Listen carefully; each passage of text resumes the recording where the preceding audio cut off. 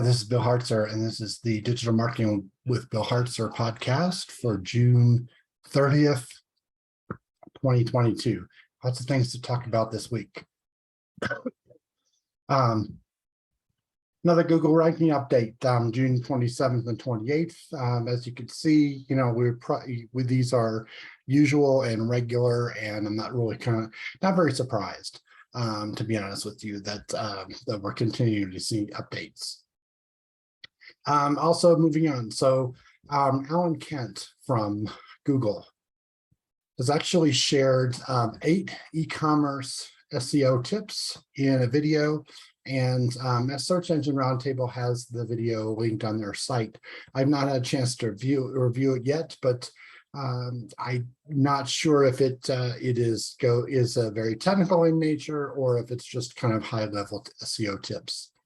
But if you do any e-commerce, it's kind of rare that Google offers tips like this, so it definitely would be worth your while to take a look and see the video.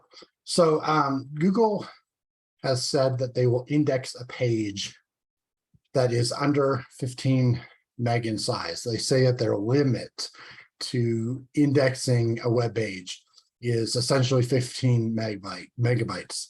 So good example of this would be a PDF file. I know that some PDF files are larger than 15 meg, and it's fairly easy to create a PDF file that's larger than 15 meg. So I'm going to look into this a little bit more, and they say index a page, and that they you need to keep essentially your pages smaller than 15 meg. I definitely recommend that for HTML pages. And an HTML page that's 15 meg or larger would be a lot of text, and well over 100,000 words. So what I try and do is, in most cases, I try and cap the content of pages at 30,000 words. And that certainly would be a page that's a lot less in size than 15 meg. However, keep in mind that in some cases, you're going to actually need, I'd say, 20,000 or more words on, to rank. And I know in such competitive industries like education, there are some keywords in particular that if you look at the top 10 results, all of the pages in the top 10 tend to be 20,000 pages or 20,000 words or more, and that's a lot. That's probably an extreme example I've seen that I've optimized pages and for clients, and we were looking at 32,000 words for some pages. And that was, I'm trying to remember the topic, and I don't remember the keyword specifically, but the topic was in education. It was something like Bachelor of Arts degree, or some of those particular keywords that are education related. Like I said, I had an EDU client that was wanting to rank, and that's what we had to do. So it literally create pages that were 20,000, 30,000 pages, the 30,000 words or more. So we kind of, that HTML size is going to be less than 15 meg. I have seen larger PDFs that are larger than 15 meg get indexed. So I'm not sure why, Google's coming out saying now, okay, everything needs to be under 15 meg, but I'm going to investigate a little bit more. Hopefully next week I'll have a little bit more information on that. So this kind of brings up another, this next subject kind of brings up another issue that I've dealt with specifically, which was negative canonical tag SEO and negative SEO through canonical tags. And essentially what was happening is that someone was copying your page making a small minor change, like for example, putting a no index tag on it or something like that, and actually pointing the canonical tag to your URL, even though they're copying it. And so what was happening is that your page didn't have a no index tag on it, but the copied page did, and they were canonically that back to your page. And so that's how they were getting your pages taken out of the index. So anything related to injecting canonical tags, gets my interest, because this has been for a while now a negative SEO tactic. So Google has actually updated its JavaScript SEO help document, and they added a section which is interesting because they're telling you how to properly inject canonical link tags using JavaScript into your site. They don't recommend that you do it, but there are cases where you need to do it, and where you might not have access to the CMS, or the CMS you're using, but so there's a something custom or has been built in such a way that you cannot add canonical tags. And I know that there's in particular, I do have a couple of clients. There's a ticketstub.com, for example, is a legacy platform, and they really can't add too much without doing a huge, massive amount of development. So what has been done in the past is, for example, by putting, let's say, not only just canonical tags, but actually inserting schema markup code on pages, using some other options. For example, using Google Tag Manager. And the problem is using Google Tag Manager, to essentially insert content on your site, is the fact that Google Tag Manager that JavaScript there is not rendered all the time.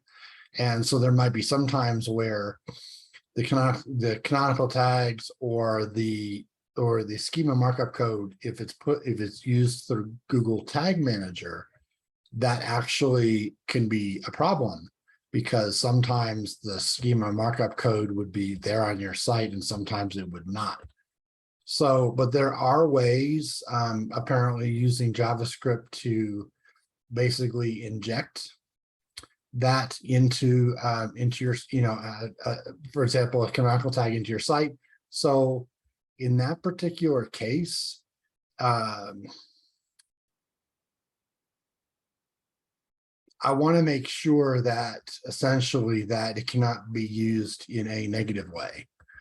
For example, that somebody could not, put that JavaScript on their site or on another site and then inject that canonical tag onto your site. So it's going to be interesting as I investigate this over the next week. So Facebook Internet Tracking Settlement, it is a thing if you are in the US and you have not essentially applied that. I believe it's FB Internet Tracking Settlement.com or something similar to that. If you do a search for Facebook Internet Tracking Settlement, my blog post is in the top 10, and it has, the rankings for that blog post have dipped a little bit because there's honestly a couple sites that have just way higher trust flow and authority than my site has covered this topic. So I'm assuming that, that's probably why it's not necessarily on-page rankings, because that page is super optimized. However, if you're going up against a news site or something that has a lot of, a lot of pull, then basically, it's gonna be tough to rank for that keyword, especially with for certain sites. So my rankings have dropped a little bit, but it's still on the home page, it's still on the first page of results, which is bringing a very good significant amount of traffic. I mean, thousands of visitors every day, which is good for just one particular keyword. So what's also ranking though is I did some videos, And there were and have been no other videos created on that particular topic. So I made a video that I then embedded into that blog post, but then obviously that blog post is actually ranking, or the video is ranking really well. So there's some opportunities. So especially with like kind of breaking news or news items or new trending keywords, don't underestimate the power of videos to rank. And that is, it's one of those things that basically Google is, likes different mediums, if you will, in the search results. And so they want to, they want to show news. They want to show, news if it's appropriate. They want to show images. They want to show videos. They want to show if there's, any people also ask, and if there's any questions, they'll insert that well. So if there are no videos at all, you've got to actually create a video, even if it's a short one, like a screen, a screen share or something like that. Basically what I did for this particular Facebook internet tracking settlement keyword, I went ahead and just created a small video.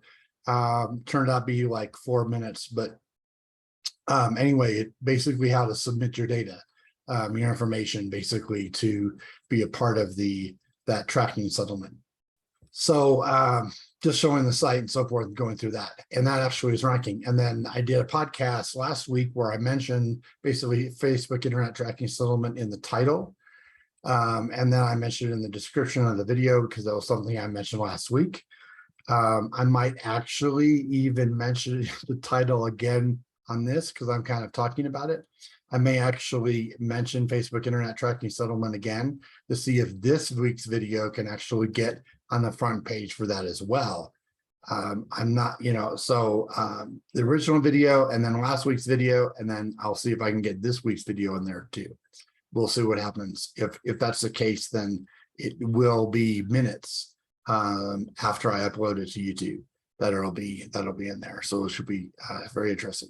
So other opportunities for quick rankings. I mean, obviously, a quick and dirty ranking for a client, like if you have a new client, okay, that comes on and that new client said, you want to show them pretty quickly that, you can do something for them.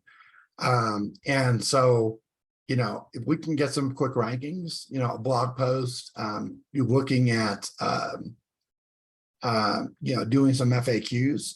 So people also ask and creating the FAQs and marking those up with schema markup code is a good opportunity there. Especially, getting in that people also ask, because even though you're not ranking for the keyword, if you have a post or you make a frequently asked question about related, then that actually can happen really quickly if you mark it up and you just kind of a little optimization on the page, and the question like is in an H1 tag, and it's exactly how people ask it. So you can I've seen within an hour or two getting that page recrawled or actually crawled and indexed. It happens quickly, so that's something can be done. Twitter moments, it's a little bit longer. Twitter moments can rank.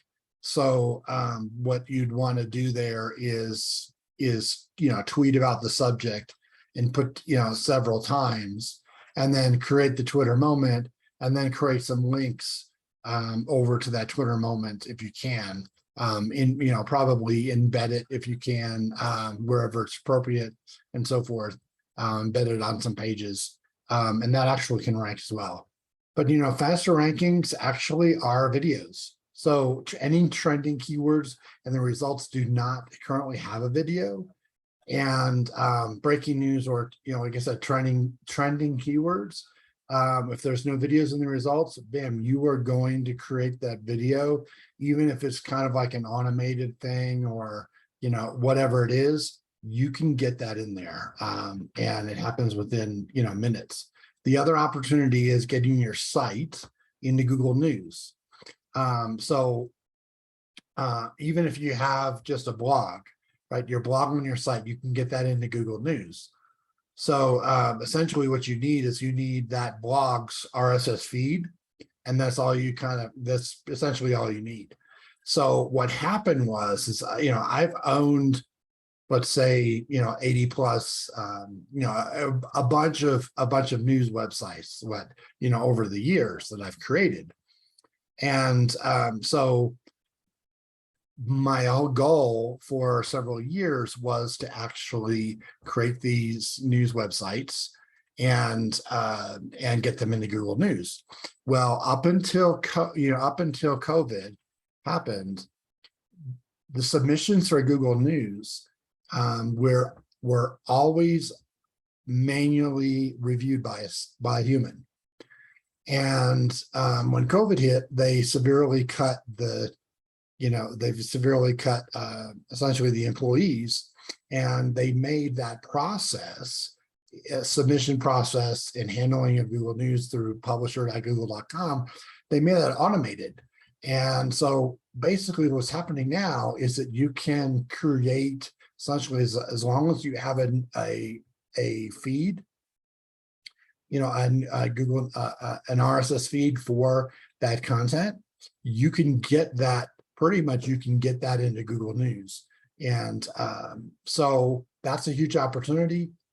Essentially, if you don't have to be a blog, you don't have to be a news website.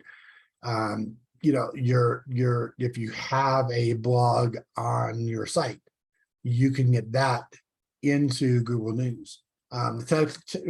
Technical requirements, basically you need an RSS feed. So there is a WordPress plugin called Google News Publisher, and I use that to create the RSS feed. And basically you can have a separate RSS feed of every category that you create on your site or on your blog, and your whole blog would have one RSS feed as well. And then you submit those RSS feeds into Google News, and Google News Publisher, you create your, you have to upload a logo, a description, and it doesn't take that long. And then you can get that in there, and then it will do well. So great opportunity. So there was a question that's going around this week, and I believe it started with somebody talking about interviewing new SEOs or people who wanted to get an SEO or hiring for a position. And the question is whether or not, should SEOs, someone who is doing organic search, rankings for clients or for their own self, should SEOs know the difference between crawling, indexing, and ranking? And absolutely, you got to know that's one of the fundamentals, because if you don't know how search works, that's in the whole process, then somebody can say something to you, and you could be giving the wrong information to a client. You could be giving, and you won't understand. So just the basic concept is just because Google has crawled your page does not mean whatsoever that is even in the index. And so you have to get in the index in order to potentially rank. So just because you're crawled, just because you're indexed, that doesn't mean that you're actually going to be ranking. But I think there is a lot to each of those. And so I do believe SEOs really need to have those fundamentals. And because crawling, indexing, and ranking, that actually is a fairly new concept. And the way, in the past, I would say probably in the past 5 or so years, 5 to 10 years, prior to that, it was just basically, there was crawling, and then everything would get indexed pretty much. And then, indexing has always been different than ranking, obviously. But separating it very distinctly between crawling being one process, indexing being another process, and ranking, those are completely different, 3 different things. Now, investigating a site's rankings and looking at links. So this is the kind of final topic for today. So I have a client who's actually a client of an agency that hires me regularly to kind of oversee or to provide SEO advice, if you will, to their SEOs, right? So when they have, this agency has an issue with the site, they hire, and their SEOs can't really deal with it or don't know what's going on, they then bring me in and say, hey, Bill, can you take a look at this? We really need to know what's going on, what we need to do. Now, here's a site that has over 1,000 unique domain names leaking. That means that, you know, they have maybe 45, 50,000 links, but you break it down, there's 1,000, let's say 1,000 to 1,200 unique domain names linking to them. And that's pretty significant. But, you know, this is actually an attorney. Okay, let's say it's an attorney website. So, you know, attorneys basically, you know, they attract, you know, the types of links that, you know, there are certain, you know, powerful directories like Justia and, you know, Find Law and so forth that they get listed in. It costs them like $1,000 or more a month, you know, to get on Find Law on some of these directories. And that actually has some, those bring leads, but they have links. And, you know, let's say a Find Law page for, you know, for a criminal defense attorney in Dallas, you know, will list the criminal defense attorneys in Dallas. That page will actually rank, and it'll bring in, you know, it's kind of like Barnacle SEO. You get listed on that page and you get also the leads and you get the links. Well, turns out that particular case, you know, those links from a lot of those sites are powerful. I mean, you know, we're talking about trust flow of, you know, 30, 40, 50 and higher, right? So there's some really, really good links pointing to this attorney's site. And the attorney has obviously been around for, you know, let's say 10, 20 years plus years. So really well established, right?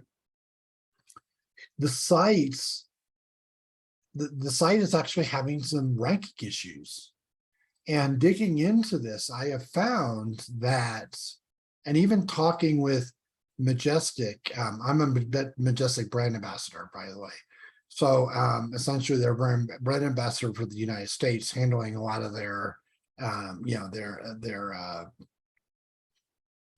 anyway, so so essentially, I even talked to, you know, the developers of Majestic, have them look at it. Turns out, even though there are links, really, really good links that are trust flow of 30 or 40 or higher, okay, you would think that that would pass that trust flow on, and the site with 1,200 plus unique domains, thousands and thousands of links, etc., the trust flow is actually only 15, whereas they have truly over 30 to 40 trust flow 40 links or higher. Here's where it gets interesting is most of the links to this guy's website, or this, I should say this firm's website, okay, are actually no follow links. So the premise is that basically the links are there. However, and they're very good links. However, there are no follow links. So this not only affects trust flow, you know, sure, you have, you know, trust flow of 30 and 40, et cetera. That should be passed on. I would expect, honestly, this site to have a trust flow at least 30 or higher, because they have numerous, I mean, 20 or more domains that are trust flow 30 or 40 or higher that are pointing. But because those are no follow links, those no follow links, the trust flow and essentially the rank, you know, the ranking juice, if you will, right, that normally would be there. Those are no follows. That's not passed on. PageRank is not passed on, in theory, through no follow. So even though you have a really good link and you pay $1,000 a month to be listed in one of the best attorney or legal directories, right, that's bringing you traffic and clicks, well, there's a no follow link, so that's affecting rankings. So to fix this, essentially, we're going to have to identify all those no follows that are, let's start with trust flow 30 or higher. We'll fix it by identifying those, then basically reaching out or seeing if there are any of those that we can get the no follow removed. That's the easiest way to deal with it. The next step is obviously getting more links without no follow, and that's a little bit more difficult. So that said, this has been the Digital Marketing with Bill Hartzer podcast for Thursday, June 30th, 2022. Thanks for joining me this afternoon, and we'll talk to you again next week.